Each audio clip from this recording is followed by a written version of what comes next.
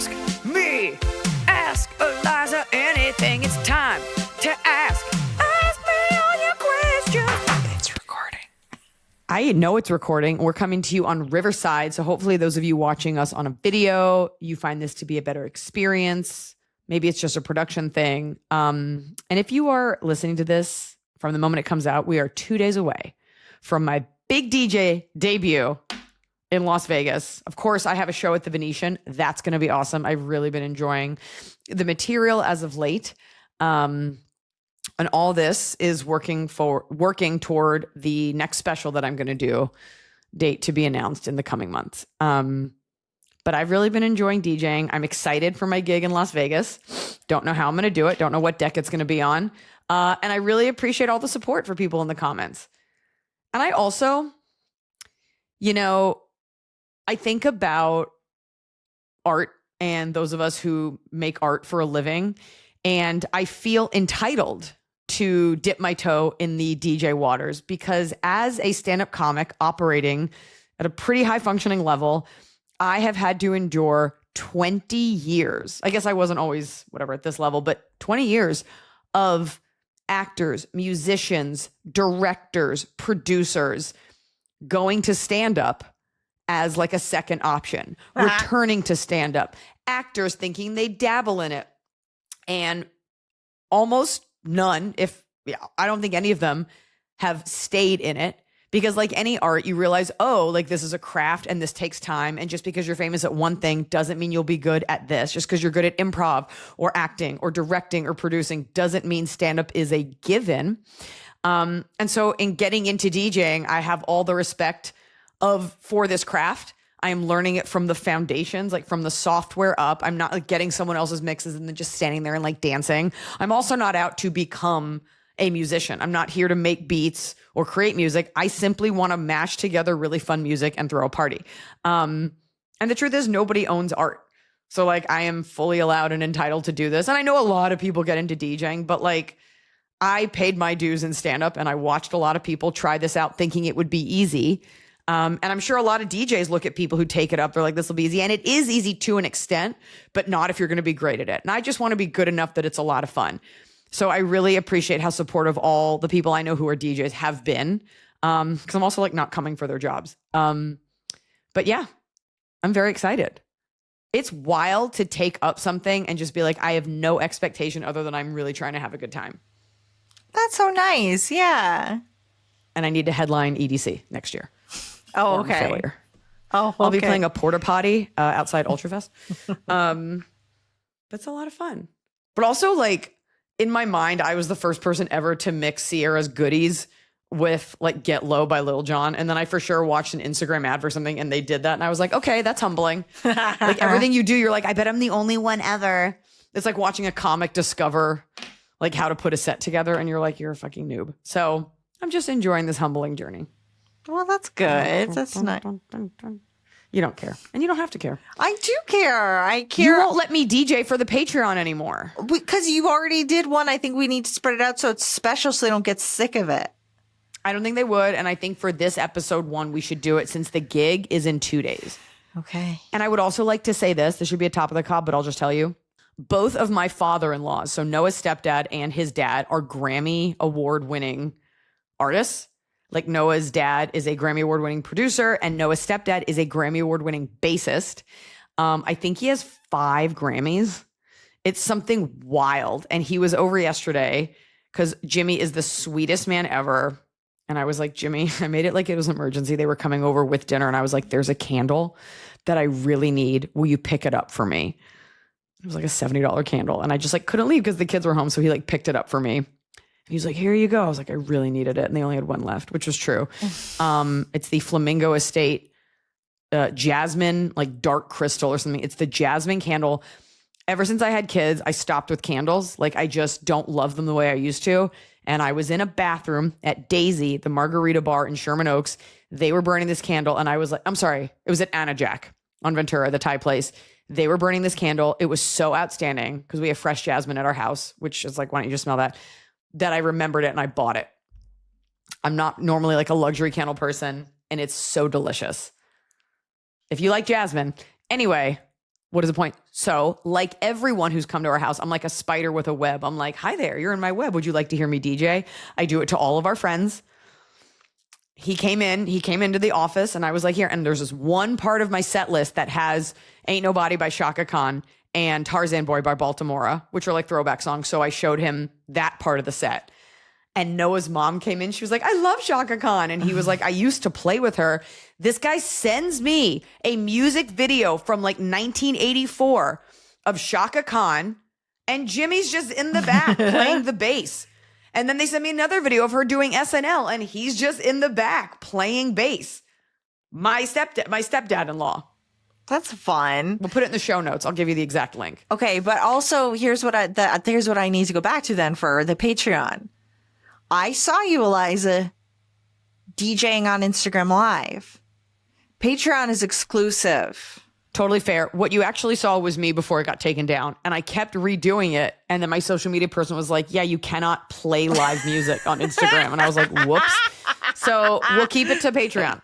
We'll keep it. It was such a, because I've never been on the internet mom move. Yeah. And I was like, it must be a glitch. I opened it. You were there DJing. And I was like, I've seen this.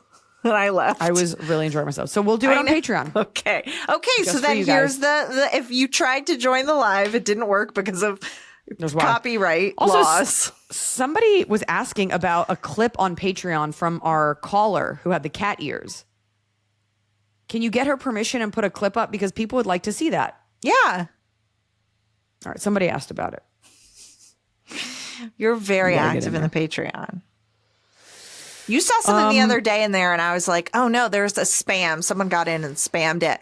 And I was like, how did I miss this? How did I fall down on the job? And I was like, oh, it's 10 a.m. and this happened 3 hours ago. It's not my fault, Eliza. I already saw it. I take Instagram off my phone for large periods of time for like mental health purposes. So my only real social media is the Patreon. You guys have really stepped it up with the, oh my God, what is on my nose? With the coffee content. And shout out to Lily Files who purchased my mom's book, Heartbeats, and posted a beautiful lavender latte. She loves to eat lavender. She does. We have some we had one question in this for this week that I think I wrote like, this is so juicy. It's so meaty. I want to like get into it up top because it might take up the bulk of the episode. So this one is one that I shortened quite a bit and they approved me shortening it. So if you have any specific questions, I'm going to also pull up the side email and it's very likely I can give you some answers. So Reference the source material. yeah, I have the source material. That's your bibliography. I have the novel. Okay. It's like the Odyssey, but okay. Should I disinvite my older sister to my wedding or should I break? Hot take, absolutely. Next one. Okay, fine. Or should I break our temporary no contact and clear the air once and for all is the kind of thesis question. Hi, Liza and Emily and all the hot Scotties. I need big sister advice about my big sister. I, Mary, 28 female, have two sisters, Winifred and Sarah. Oh, Winifred's 32, Sarah's 22. Now, is her name really Winifred or is this from Hocus Pocus? This is 100% Hocus Pocus. Okay. And she made herself Mary. I'm the Mary. Because Winifred is Bette Midler, Sarah is Sarah Jessica Parker, and Mary is Kathy Najimy. So she made herself Kathy Najimy. Because she's the younger one. She's the middle one. We decided. But this girl's the younger one. Mary is she's the baby of the family, No, if you look at the she's ages. not. She's 28. Oh, and her you're the middle? sisters are 32 and 22. How did I read that wrong? Okay, but the older sister's the one that's got the problem with you. 22 is not a problem. That's Winifred. Yeah, Winifred's the problem. Okay. Much like in the movie bullying Kathy Najimy. I wrote Punch Up on that movie, on Hocus Pocus 2.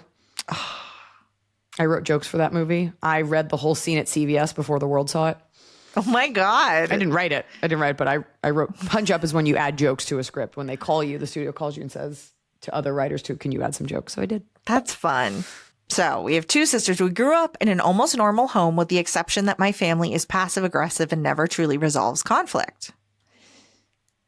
In 2012, trigger warning, I was sexually assaulted by a cousin. 2 years later, I told Winifred about the incident because I wanted her help in protecting me. Also, she was the first and only adult I spoke to this about. since we were going to be staying at that cousin's house, and it had always been predetermined that I'd be sleeping in the same room as him. This was the first time seeing him again after the incident.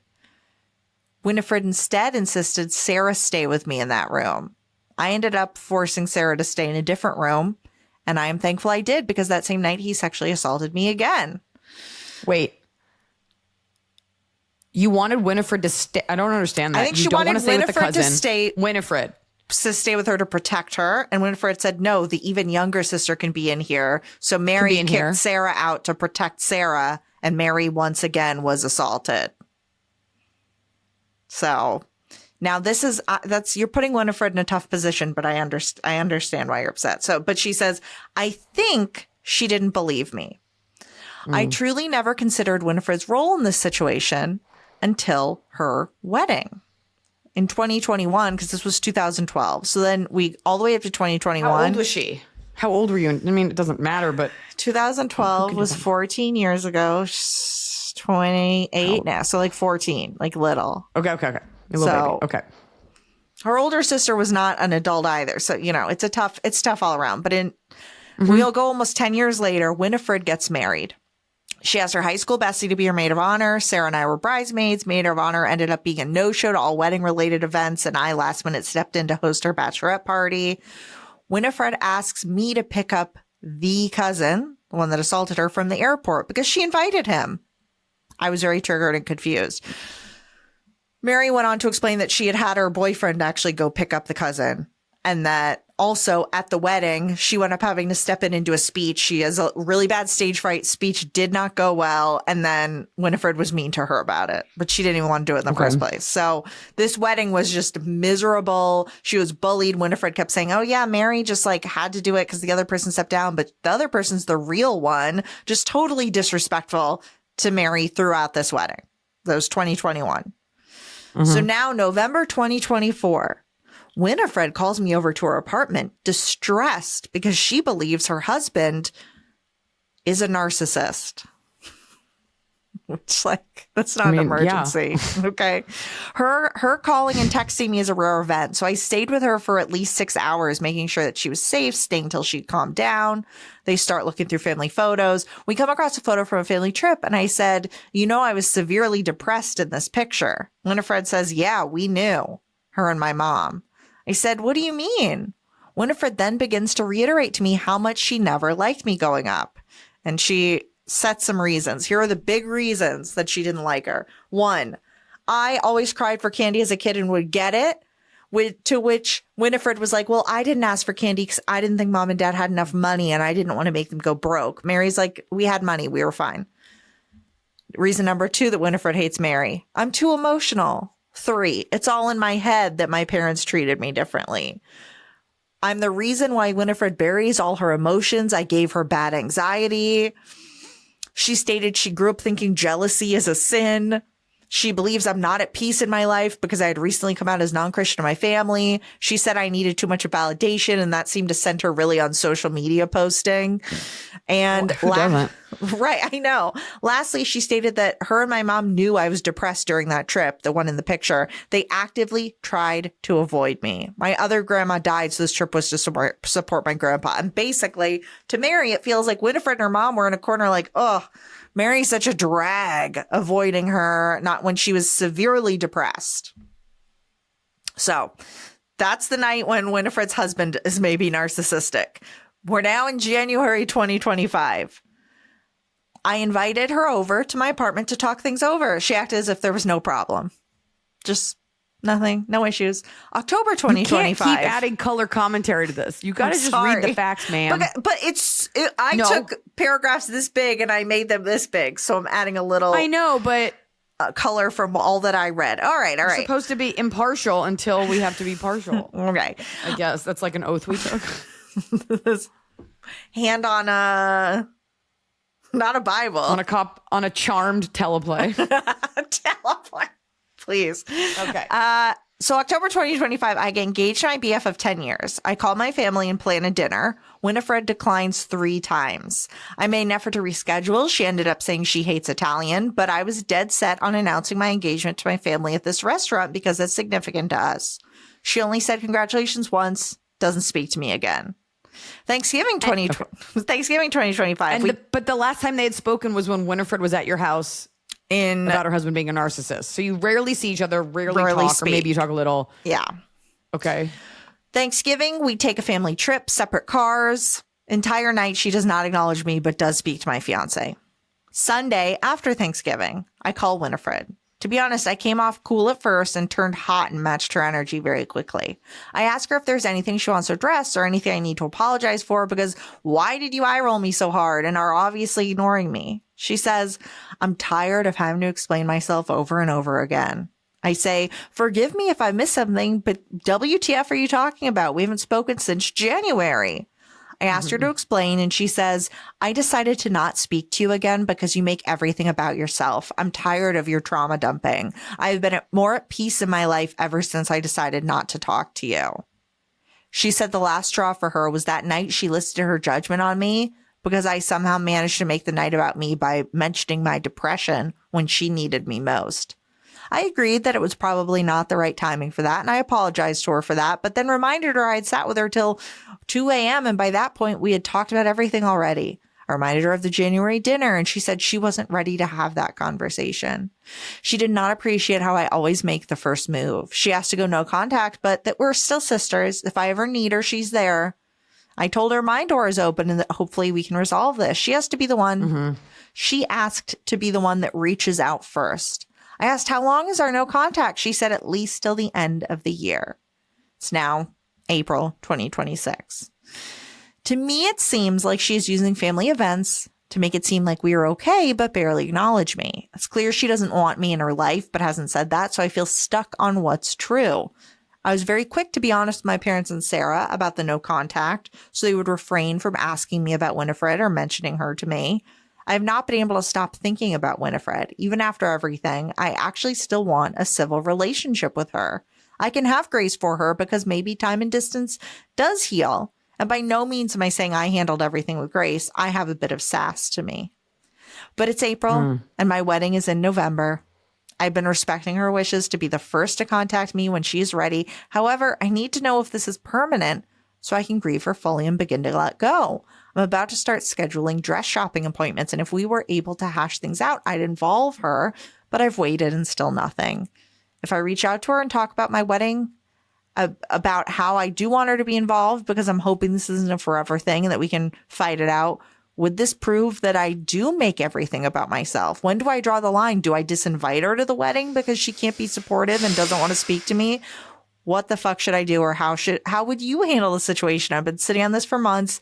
Now I'm angry. It feels unfair, and I feel like I should have been the one to go no contact with her. Please help, Mary. This is such a mess. And here's what happened. You were sexually assaulted. You looked to her for protection that you never got, and you have spent your whole life hoping that she will protect you. She's not going to, because she doesn't believe you were sexually assaulted. And what happened is that happened, however it happened, whatever degree of that.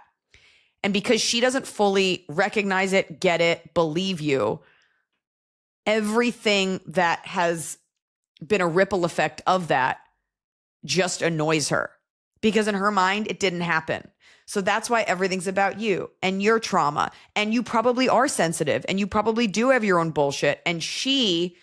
And you probably are like sloppy in other areas, horrific sexual assault aside, like personality wise, everything gets stacked on top of each other. And so you have this original wound of like, I wanted you to be there and you don't believe me. And she's like, whatever happened, and you're always annoying. She's a little annoying for calling a sister she has not maintained a relationship with and being like, I need to complain about my husband being a narcissist. Be one thing if he like hit you or cheated on you. And then she's like, I want this. Only women do this thing where you're like, it was supposed to just be about me and you made it about you a little bit. Like, this is what friends and sisters do. You share stuff. And I can see her, if she already thinks you have this muddy relationship and you guys are like looking at pictures and then you're like, I was depressed, right? Depression is such a tough thing because unless you have it, it is an annoying thing to hear about from other people, just like a nut allergy, just like a gluten allergy. These are very real things that do affect people. And then you have this other layer of people that are not really that, but they ascribe things to that, right? And that's who we're annoyed with. Not people who actually have clinical depression, people that make it about them and make anything psychological a reason for attention. So this is so messy because you have your original cause, which was you were sexually assaulted. You were looking for her to protect you. And she like acknowledges that doesn't. And then there's all these other things about leaving the church, about this, about that. It's such a fucking mess. You're both immature. You're hurting. You're wanting.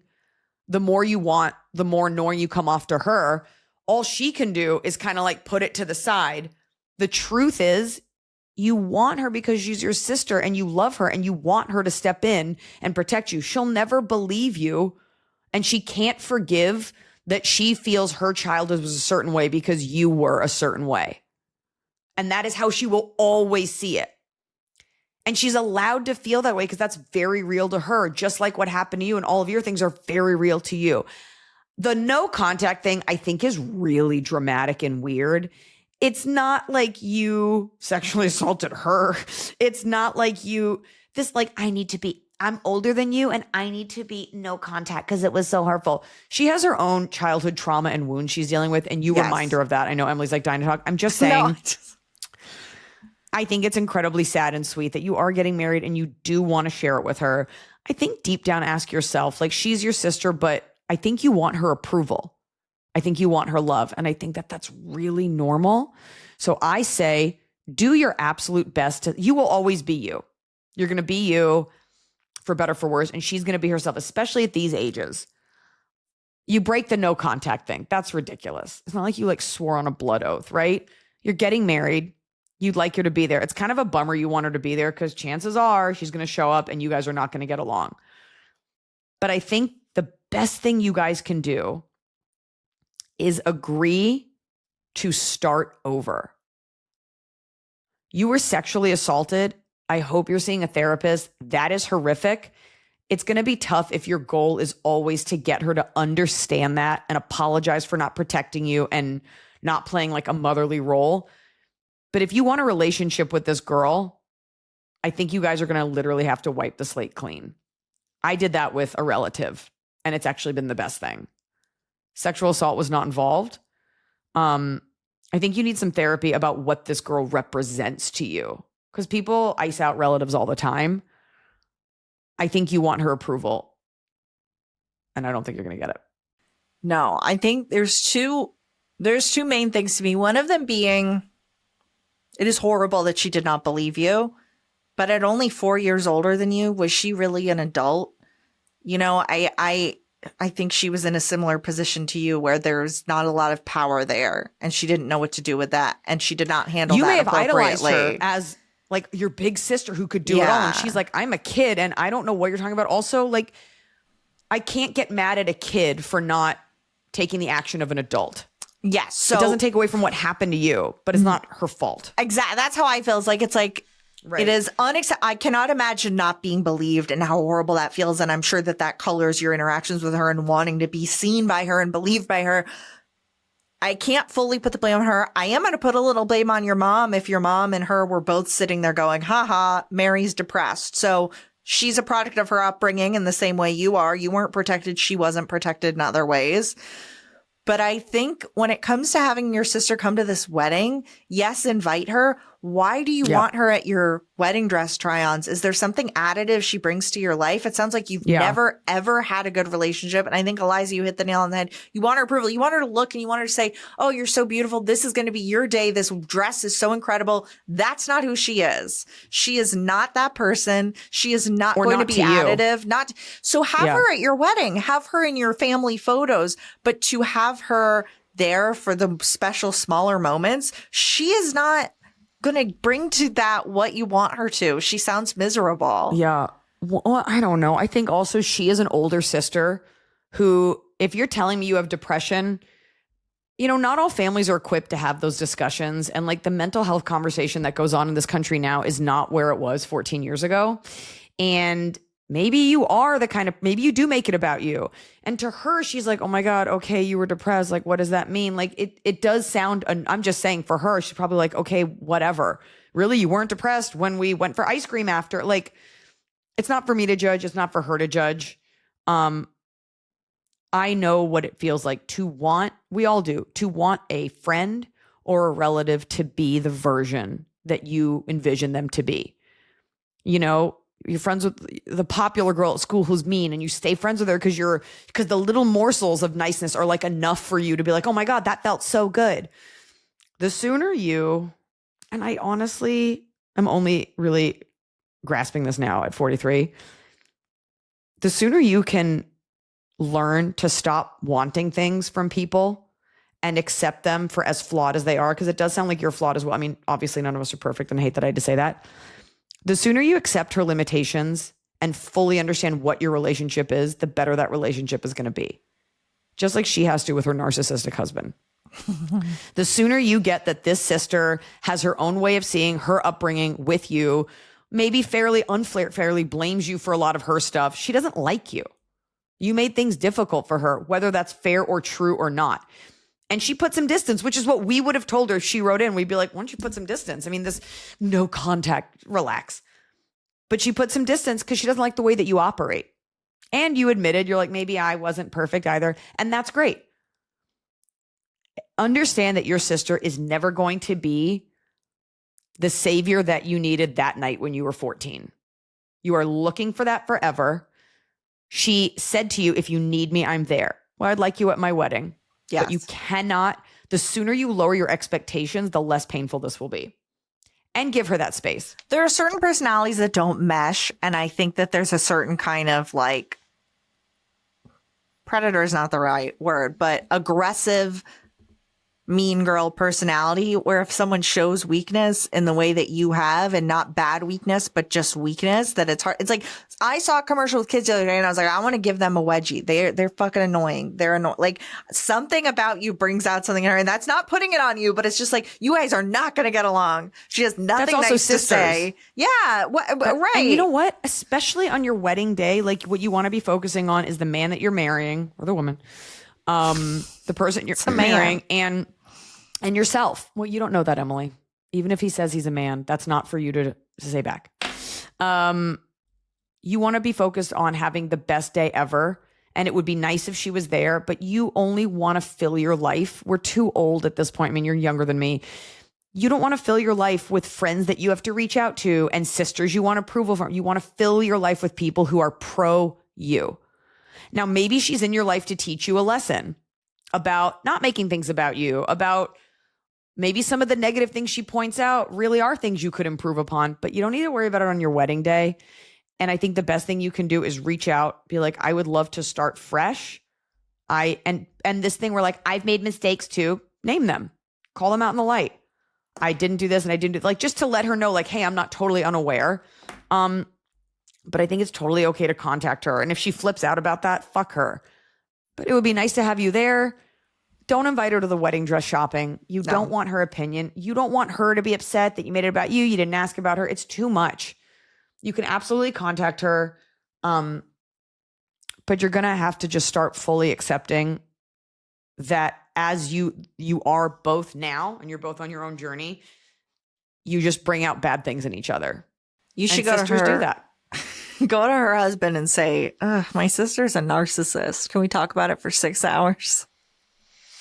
It hurts. It hurts. But what you need to deal with is she didn't believe you then, and she's not going to believe you now because she's so blinded by the anger and pain that you've quote unquote caused her that she's not ready to hear about your pain because she's still dealing with her own. If she still had a whole list, and that's all internal, and I can say that as someone who internalizes a lot. She was saying there like, I felt like I couldn't have emotions. I felt like I had to bury my emotions. She put all that on herself. That's on your mom and your dad. Yeah. And that's on her. You wanted candy. I was a kid. Like, give you a fucking break. Yeah. Like, anything that you do as a child that isn't like killing someone's cat, like, let it go. I always feel like pretty much anything a woman does before the age of 30, like, doesn't count. Whether that's you slept with a lot of guys, you were shitty in a relationship, who the fuck cares? Everybody is allowed to grow. So she sounds like she needs to do some growing up. It also may be that you're looking toward an immature person for validation. Yeah. I would keep her at arm's length because she doesn't sound reliable. No. If you really want at the wedding, you for sure reach out. You don't need to make your whole life and personality about like, when do I reach out? When don't I? You have a life to plan. Yeah. Congratulations. See what a therapist says. I sound like my mom. Talk to your therapist. Hi, Liza and Emily. My sister and her boyfriend have been together for 10 years, and I guess she has finally proven herself worthy of becoming his wife because he's asking for my help with the proposal. And then a little emoji face that's like, I like the guy as a person. He is a good listener, helpful and reliable, and works hard towards his goals. However, I do not like him as my sister's partner. He's stingy, wants a split cost for everything, and never treats her to anything nice. His whole life is work, work, work, work, work. Please sing this in a Rihanna voice. We'll get sued. I know you can't. In 10 years, they have gone on one trip together, and this only was because she paid for him. He makes 3 times the amount she does, and recently inherited €500,000 on top of that. Just to illustrate the levels of stinginess we are talking about here, when they go grocery shopping and buy a 3-pack of ice cream cones, they decide who will eat 1 and who will eat 2, and that person consequently needs to cover 2/3 of the cost. Who buys a 3-pack of ice cream cones? Buy a 6-pack. Get 6. Oh, you know what? It's Europe. They don't do it in 6s. Everything's smaller. Like, buy that value pack. I wish I was exaggerating for effect, but I'm not. This has happened. I have asked her several times. Is he German? This feels German. It does feel German. Tabs. Okay. I've asked her several times if she's sure he's the guy for her, and she will tell me that she knows they will eventually split up, but she can't get herself to leave him because he is her safe haven and she trusts him with her life. She is 37. What? I know. About to turn 38. I know that's not a reason to get married to someone who isn't perfect, but we all know the market is slim in this age bracket. Now he is asking for my help with the proposal, and he wants to do it publicly. The problem is it's free because public things are free. The problem Parks are shared spaces. Do it on a bus. Maybe someone would give him a free ice cream to celebrate them. Could do it at the hospital where it is also free. He is asking for my help with the proposal. Problem is, my sister told me just recently that she always wanted to get married, but that she's hurt and insulted that after 10 years, they were still only boyfriend and girlfriend. And if he'd proposed to her now, she would say no because it's too little too late. I can't tell if she means that or if she's speaking out of her. She doesn't mean it. I'm also upset about the timing because our mother recently passed, and I, for the life of me, cannot understand why you would think this would be the right time to propose after 10 fucking years, as we are all still grieving tremendously. It's ultimately their decision to make. I will support my sister either way, but I'm worried about his plans to do this publicly. Despite his flaws, I don't want him to embarrass himself and get rejected in front of other people. I would love to get, I know I would love to get my sister's honest take. If I knew it was a definite no, I would somehow talk him out of it, but I don't know that for sure. If there's a chance she does want to marry him, I don't want to ruin the surprise by asking questions that'll make her suspicious. I guess I want to know how I can get to the bottom of it without her realizing what's going on. I'm very close with my sister, but she knows I'm not the biggest fan of their relationship, so she gets defensive and protective on his behalf. Additionally, the loss of our mom has been really rough, so emotions are running high, and I think she doesn't necessarily mean everything she's been saying lately. What would you do in this situation? Thanks. Eliza, did you have the thought I did, which is, oh no, he's like proposing at her most vulnerable. She's grieving, and he's like, all right, I'm going to put a ring on her now. No, I was like, this is the best time to get married. One life ends, a new life begins. Like, it's how long are you supposed to grieve this? Like, and that's a happy thing. It's not like he's like, I'm also dying. You have to pay for the funeral. Is it a happy thing if she doesn't even like him and he's just her safe haven? Well, that's the thing, is that the sister is an unreliable narrative. Yes. We don't trust the sister. I also don't like that the sister is like, I'm unhappy and don't want to be with him. I think part of her is saying all this because she does want to be married to him, but she's like bracing herself for the fact that it might not happen. So she's trying to kind of numb the pain and be like a little negative, like, and I wouldn't even do it because I'm so upset. Just like, you know, you audition, you're like, I'll never even get the part, and it's a stupid movie anyway. And then spoiler alert, you audition with the director 2 times, and 9 lines in a movie, they won't give it to you, and you don't get it. Okay. Part of me is like, so you help this guy, and it's on her to put her money where her mouth is and either reject him publicly or privately, or she does want to marry him, you know? The fact that he's stingy or whatever, it is sad to me that she says that she's with him and she doesn't really like care or whatever, but it's really her life. Yeah. Like, we would love to empower her to get out there and find your person. I understand he ticks enough boxes and you're 37 and you're like, okay, maybe not. These are her choices, her decisions. It's really, quite frankly, not on you to suss out the veracity of what she's saying. He asked you for your help. Do your best. You could, if you wanted to meddle a little, you could say to him, I'm just going to give you a heads up. I know she's been really upset lately, and you know, whether or not you know if they've been going through stuff, be like, I have heard her say that she's annoyed that you guys have been dating so long that even if you ask, she might say no. To which he might be like, yeah, she said that to me, but I know that she wants this, whatever. You have to let her go at some point and make her own decisions. And your fear is that he'll ask, she'll say yes, and she'll be miserable. But she's an adult. You are not your sister's keeper. So you could give him that little gem, which might deter him, which is fine. And then she'll be like, why did you say that to him? Or help him and then set the table and she could say yes or no. It's kind of not your place. So just be like, yeah, she loves orchids, and do it in an omnibus. This proposal is the least of their concern. Yeah, they sound like a shitty couple, or it bothers you and not her that he's cheap. Like the cheap thing is like annoying, but whatever. That just sounds like they don't really, I don't know why they're together. It doesn't make any sense. But the fact that, yeah. By the way, plenty of people are married who are not madly in love. Some people are better in a utilitarian relationship. Like, she stayed with him long enough. This is the bed that you've made. She can walk away at any point. Like, these are the choices she made. He's not hurting her. He's just like lame. Plenty of people are in lame marriages and it's fine. It's kind of not for you to judge. And you're sitting there like, well, she complains to me a lot. The bigger issue is that she complains to you more than she says good things about him. And she's annoyed. Help the guy. Go from there. Let her, it's on her. And then in the future, just be like, you say a lot of bad things about him, and I kind of don't respect if you're going to be with him and you're this unhappy, then leave him. She'll be like, no, I'm resigned to my fate. And it's like, okay, then don't complain. Great, enjoy. And just lean into it. Enjoy. Get you a big old Sparklets empty water jug and throw those schnickels and shillings and euros in there. Schnickels? Yeah. Hi, Pod family. You can call me Daisy, female. Oh, sorry.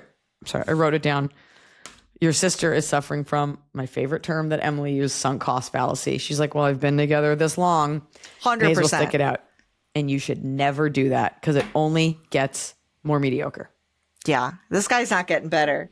Got $500,000 and he's like, which of us is going to eat?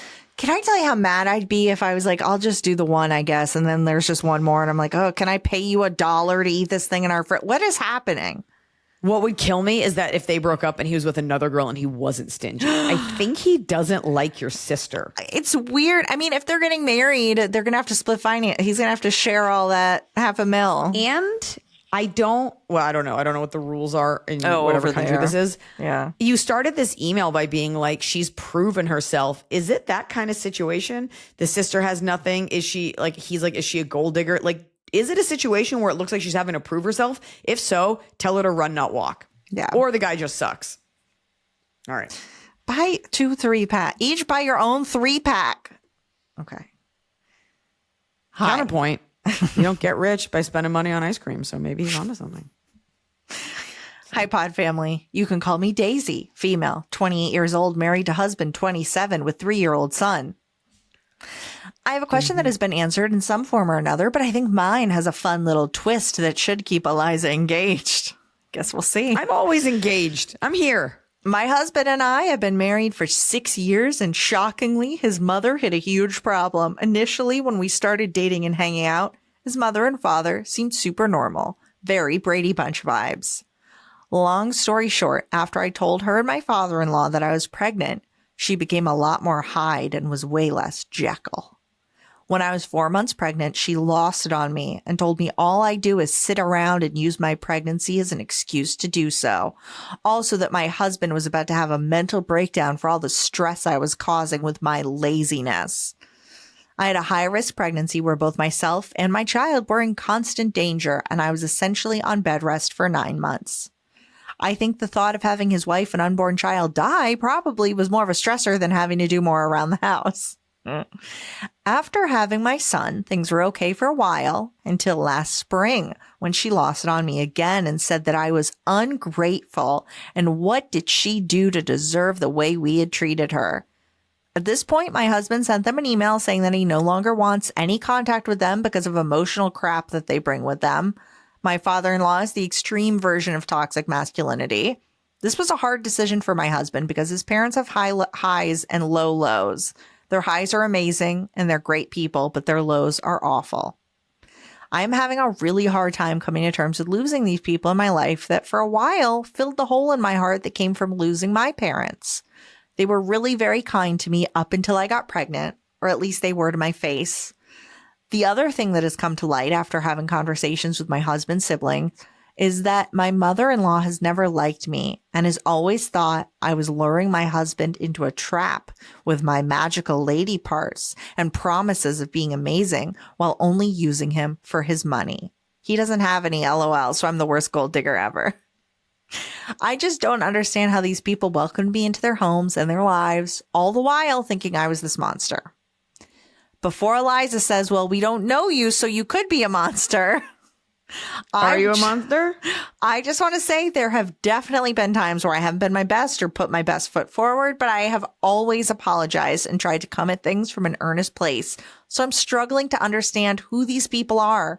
I do have a snarky, sarcastic side that I really try hard to keep in check. My husband is a loving, wonderful man who took care of an extremely sick, pregnant wife for 9 straight months without issue or complaint, and an amazing father. And they have never seen that in him, just whatever shortcoming they think he has at the time.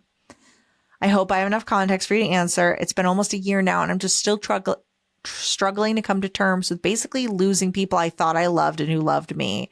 Any thoughts you have or ways you think I can achieve closure would be helpful. P.S. I have never been to any concert or live show before because I want Iliza to be my first. So please come to the PNW soon so I can see you live. Also, Emily, Rizzoli Isles is my comfort show and I've seen it like 100 times. This podcast kept me sane for 9 long months of sitting on my ass watching my husband do dishes. I wasn't able to drive or go outside by myself. So it was nice to have friends with me during very lonely days. So it sounds like these people were great. You got pregnant. You were dealing with a medical condition. And of course, when a woman has an unseen medical condition, meaning you're not hemorrhaging from the head, people think you're making it up, right? Yeah. They think you're making it up, that you can't get up. So it looks lazy.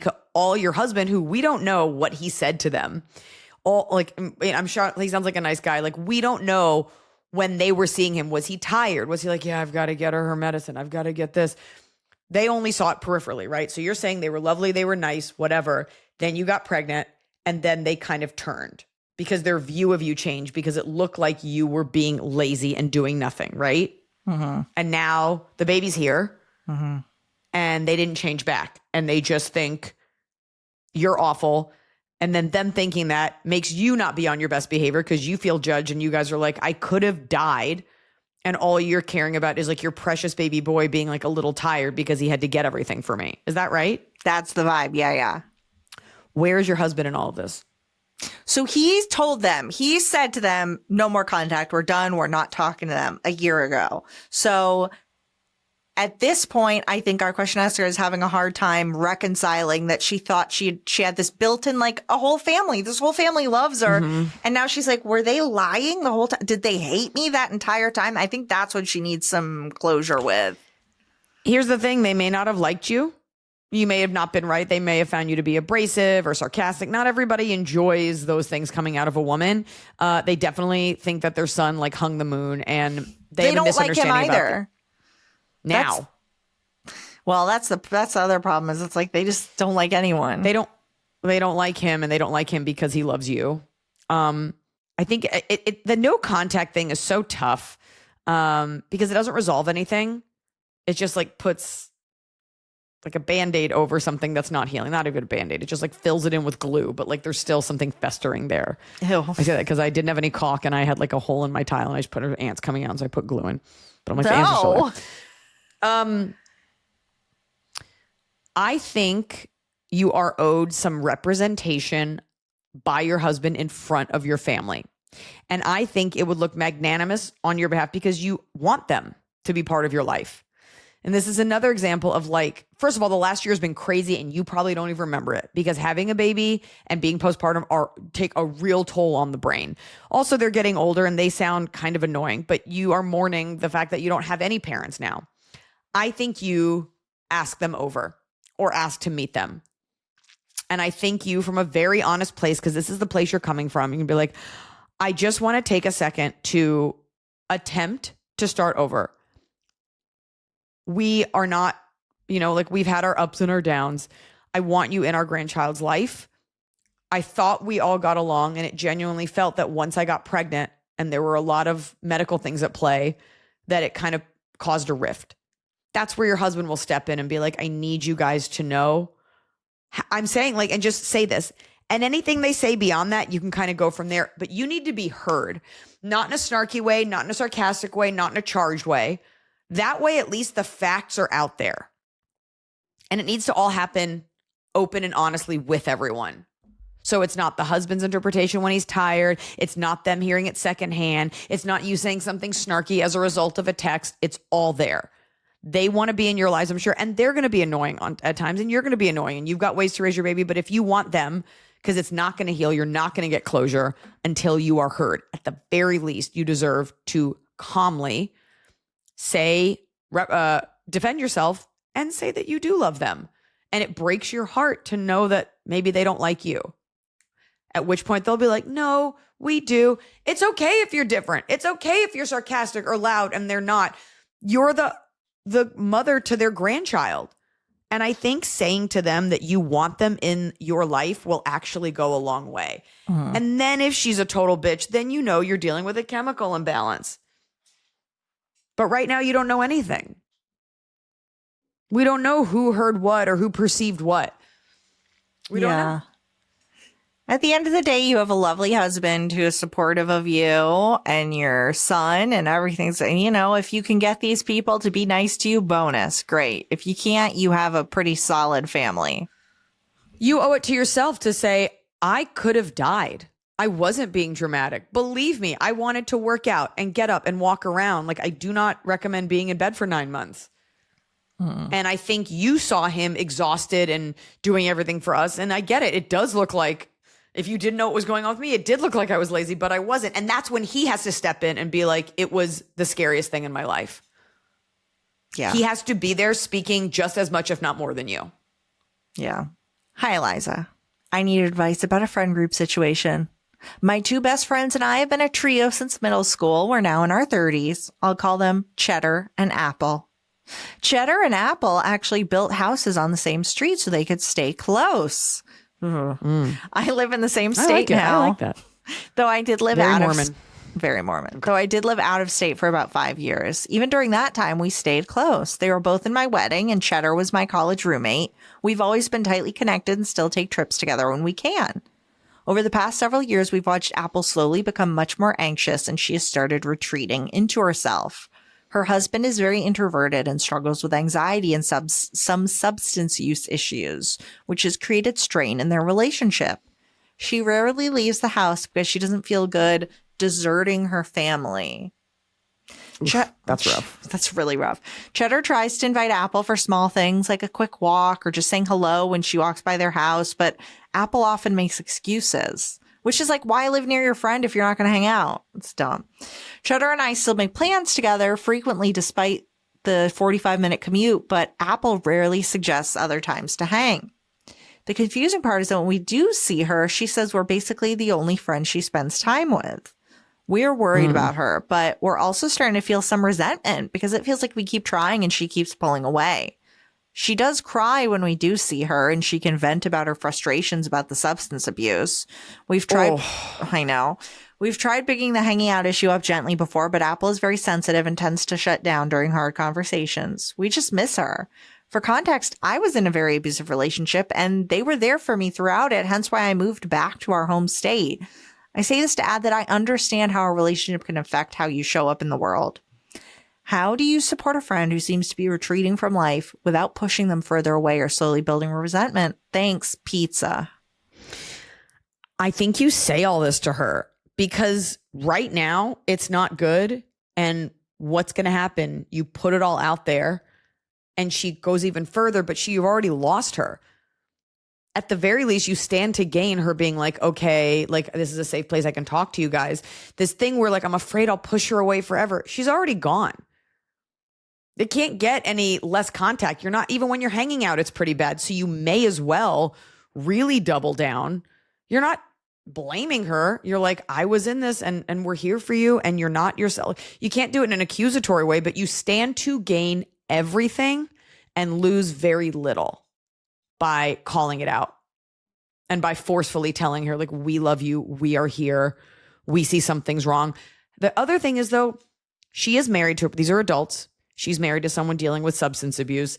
That is so hard for her because that means, do I blow up my life? What do I do with the husband of my children? Is he going to hurt her? How do I get him into treatment?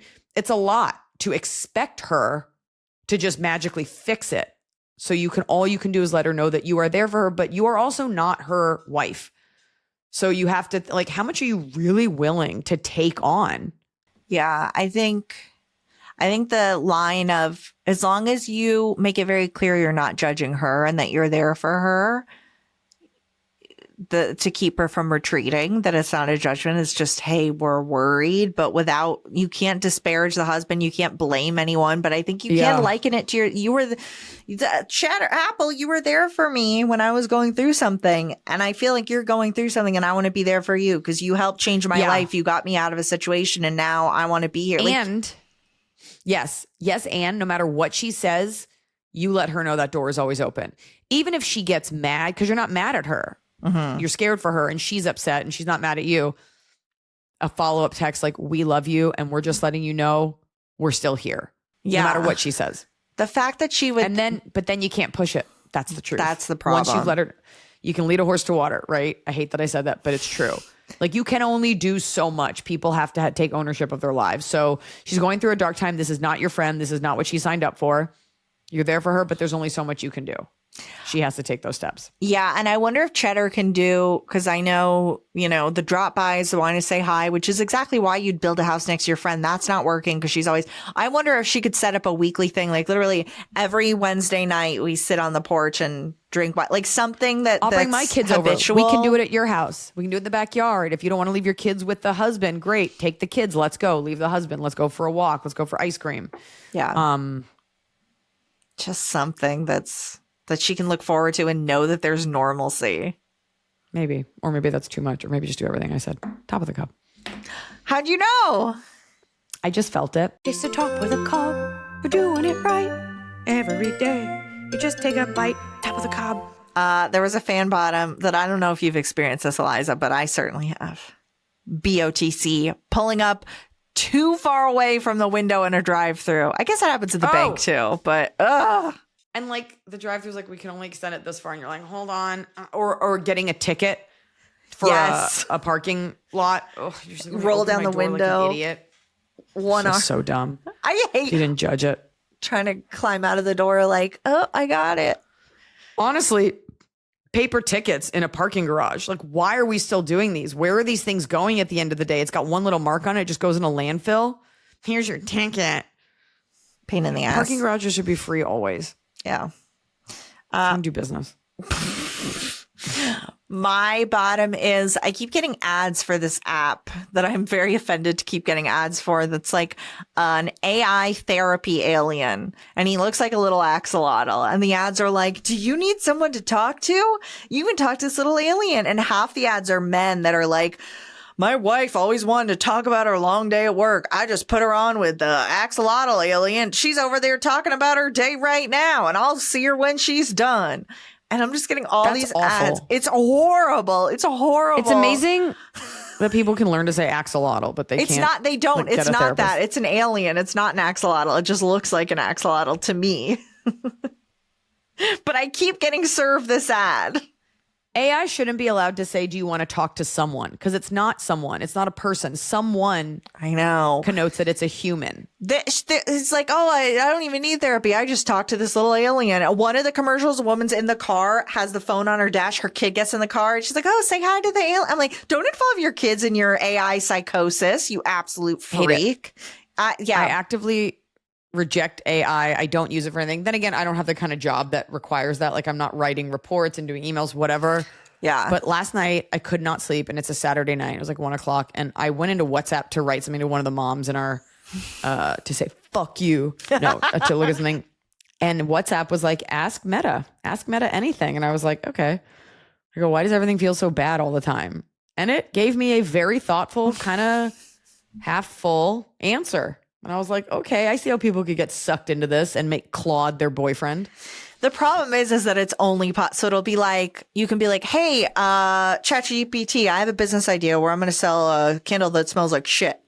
ChatGPT is like, that's really creative. I think you could corner the market on it. You should start investing in that right away because there's an authenticity and you could actually sell a lot of shit candles. Good idea. And you're like, what? Like, it just says yes to everything. So that's why people are going to be even more fucked up when everybody just says yes to them about everything. What's your bottom? My bottom is I'll never be a keyboard shortcut person. Like, when I have, like, I can't figure something out on my computer, and Noah will just be like, Apple Control S, Apple Shift Alt. Like, he just knows all, like, to make it big or this or I know a couple, but like, there are people who like operate totally on like Apple keyboard shortcuts. Yeah. And I just feel like it's like boys know more of them. And I just like missed the time when I was supposed to know those. So, I'm just doing it old school. You know what you can do? I was using one of these for a while. There's little machines where you can set up shortcuts onto a button, like map it to a button. Oh, So when cool. I was editing audio, I would have like a button and it's the Yeah, keys for like a DJ. silencing. It's used Yeah, for like cool. streamers. Does it come with a USB-C or do you have to buy one, or does it come with another useless fucking wire It's another that I can useless add to my museum of Jurassic technology? That's the problem is I didn't have enough portholes for it. So I was like, Just fuck it, drowning whatever. in USB-C. I fucking- know. All right. Okay. Go ahead. Top of the cob. We're gonna do, let's see. Flying to NY in the morning, I was able to fit mine and my dog's stuff all into a backpack. Traveling go. light is just one less stressor in flying, especially since I had to fly American this time. From a worst. listener on Patreon. Emblematic of our whole country at the moment. You do yours, I'll do mine. My top is that I went to the Mexican place again this weekend I went there for a special novelty item last weekend. And I went back this weekend and they had it, which was a soft serve strawberry lemonade margarita. And they had both flavors this Ooh. time. So I got the swirl. Soft serve, so it was like ice cream? It was dairy? like, but yeah, it was like margarita but the texture of ice cream. Soft serve. In Ooh, a that cup sounds... with a straw, and they swirled lemonade and strawberry. Oh, it was good. What a hangover. Woof. Woof. I came home and I was tired. That's why I was like, oh, I need to push our recording, Iliza. I need to go have a soft serve margarita. You know what? That's fair. I'm glad that you carved out for yourself. Who'd you go with? Don't say your parents. Don't say your George. parents. Okay, great. That's a person. I hate him.